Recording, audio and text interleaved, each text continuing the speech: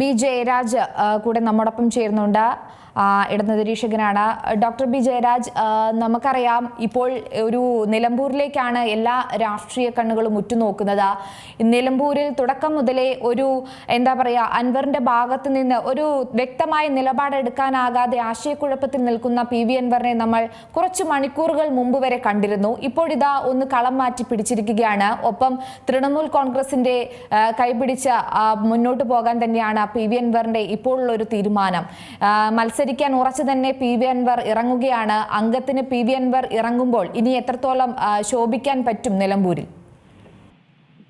അൻവർ ശരിക്കും പറഞ്ഞു കഴിഞ്ഞാൽ ഒരു രാഷ്ട്രീയ ഭിക്ഷാന്തേഹിയാണ്. PC ജോർജിന്റെ അവസ്ഥ തന്നെയാണ് അൻവറിനെയും കാത്തിരിക്കുന്നതെന്ന് നമുക്ക് വലിയ ഗവേഷണമൊന്നും നടത്തേണ്ടുന്ന കാര്യമൊന്നുമില്ല അത് മനസ്സിലാക്കാൻ വേണ്ടി. അതുപോലെ തന്നെ ഇത് ആദ്യമേ ഞാൻ കരുതിയത് ഒരു പൊളിറ്റിക്കൽ അയവാഷെന്നാണ്. കാരണം അവിടെ നടത്തിയത് പാലക്കാട് മോഡൽ ഒരു Congress league, BJP, Jamaat e Islami, SDPI പിന്തുണയോടുകൂടി ഒരു സ്ഥാനാർത്ഥിയെ ജയിപ്പിച്ചെടുക്കുക എന്നുള്ള തന്ത്രമാണ്. ആ പാലക്കാട് റെപ്ലിക്കയാണ് അവർ ഇവിടെ ഉദ്ദേശിച്ചിരുന്നത്. അതിൽ നിന്ന് ഒരു പൊളിറ്റിക്കൽ അയവാഷാണ് അൻവറിനെ ഉപയോഗിച്ച് ചെയ്തുകൊണ്ടിരിക്കുന്നത് എന്ന് തന്നെയാണ് പ്രധാനപ്പെട്ട ആ ഇഷ്യൂയിൽ നിന്ന് ശ്രദ്ധ മാറ്റാൻ വേണ്ടിയിട്ട്. പിന്നീട് ഇവർക്ക് അഴിമതി ആരോപണങ്ങളൊന്നും അല്ലെങ്കിൽ ഗവൺമെന്റിനെതിരെയുള്ള കുറ്റങ്ങളൊന്നും പറയാനില്ല. അവര് പറയുന്നത് ഒരേ ഒരു അജണ്ടയാണ് പറയുന്നത്. പിണറായി വ്യക്തി വിരോധത്തിൽ അടിസ്ഥാനപ്പെടുത്തിയിട്ട് ഒരു ഇലക്ഷൻ ക്യാമ്പയിൻ നയിക്കുക എന്നൊക്കെ പറയുന്നത് അങ്ങേയറ്റ അപക്വവും ബാലിശവുമാണ്. അത്തരത്തിലുള്ളൊരു മുദ്രാവാക്യമാണ് അവരുയർത്തുന്നത്. ആ സമയം M സ്വരാജ് മത്സരിക്കാൻ വരുമ്പോൾ M സ്വരാജ് നിലമ്പൂരുകാരനാണ്. രണ്ടാമത് M സ്വരാജിന്റെ മുന്നിലുള്ളത് സർക്കാരിന്റെ വികസന പ്രവർത്തനങ്ങളുടെ പട്ടിക തന്നെയാണ്. സർക്കാർ ചെയ്തിട്ടുള്ള നല്ല കാര്യങ്ങളാണ്. ഇതെല്ലാം ഉയർത്തി കാണിച്ചുകൊണ്ടാണ് തികഞ്ഞ രാഷ്ട്രീയം പറഞ്ഞുകൊണ്ട് തന്നെയാണ് ഇടതുപക്ഷം ഈ തെരഞ്ഞെടുപ്പിനെ നേരിടുന്നത്. കോൺഗ്രസ് നാഴികയ്ക്ക് 100 വട്ടം ഒറ്റക്കെട്ടായി എന്ന് പറയുമ്പോൾ ആര്യാടൻ മുഹമ്മദിനോടുള്ള മുസ്ലിം ലീഗിന്റെ ഒടുങ്ങാത്തൊരു പക ആര്യാടനോടുണ്ടായിരുന്നു. അതിനുശേഷം ആര്യാടൻ ഷൗക്കത്തിനോടുണ്ടായിരുന്നു. അതൊക്കെ വളരെ സ്നേഹപൂർവ്വം നിൽക്കുകയും ആര്യാടനെ രാഷ്ട്രീയത്തിൽ നിന്ന് ഇല്ലാതാക്കാൻ ചെയ്യുന്ന ഒരു ശ്രമവും കൂടെ മുസ്ലിം ലീഗിന്റെ ഭാഗത്തുനിന്ന് ഇങ്ങനെ ഒരുപാട് അടിയൊഴുക്കുകൾ ഉള്ളൊരു മേഖലയാണ് UDFന്റെ ഇലക്ഷൻ സ്ട്രാറ്റജി എന്ന് പറയുന്നത്. അപ്പൊ ഇതിനെ എല്ലാം കൂടെ യോജിച്ചുകൊണ്ട് സകലവിധ ആളുകളെ ഉൾപ്പെടുത്തിക്കൊണ്ട് ഒരേ ഒരു അജണ്ടയുടെ പുറത്താണ് ഇവർ ഇലക്ഷനെ നേരിടുന്നത്.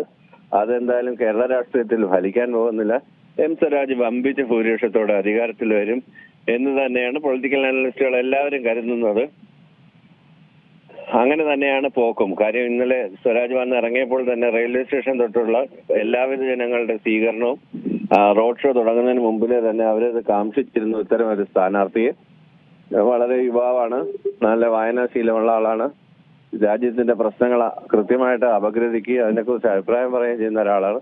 അത്തരം ഒരാൾ നിയമസഭയിൽ ഉണ്ടായ ഒരു സിനിമാ പ്രവർത്തനം എത്തുന്നതിനേക്കാൾ കൂടുതൽ പ്രയോജനം ഉണ്ടാവുമെന്ന് ജനങ്ങൾക്കറിയാം. പിന്നെ ഇതിനൊക്കെ ഉപരിയായിട്ട് ഇത് അടിച്ചേൽപ്പിക്കപ്പെട്ട ഒരു തെരഞ്ഞെടുപ്പാണ്. ആദ്യമേ പിണറായി വിജയൻ എന്റെ പിതൃസമാനനാണ് എന്ന് സ്വപ്ന സുരേഷ് പറഞ്ഞതുപോലെയായിരുന്നു അൻവറിന്റെ തുടക്കം. അതിനുശേഷം വ്യക്തി താല്പര്യത്തിന് വേണ്ടി എപ്പോഴും വ്യക്തികളെ ആക്ഷേപിക്കുക, അല്ലെ വ്യക്തികളെ ഇത് ചെയ്യുക. അതിപ്പോ VD സതീശന്റെ വിഷയമാണെങ്കിലും അൻവർ ചെയ്തുകൊണ്ടിരിക്കുന്നത് ഒരു വ്യക്തിക്കെതിരെയുള്ള പോരാട്ടമാണ്.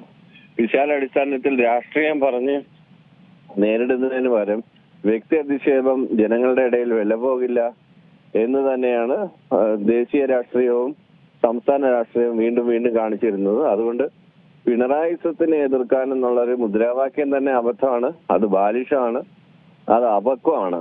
അതൊരിക്കലും വിജയിക്കാൻ പോകുന്നില്ല. കേരളം പോലെ ഒരു സംസ്ഥാനത്തിൽ പ്രശ്നം എന്താണെന്ന് വെച്ച് കഴിഞ്ഞാൽ ജനങ്ങളുടെ കൺമുന്നിൽ ഈ നേട്ടങ്ങളെല്ലാം തന്നെ ഉണ്ട്.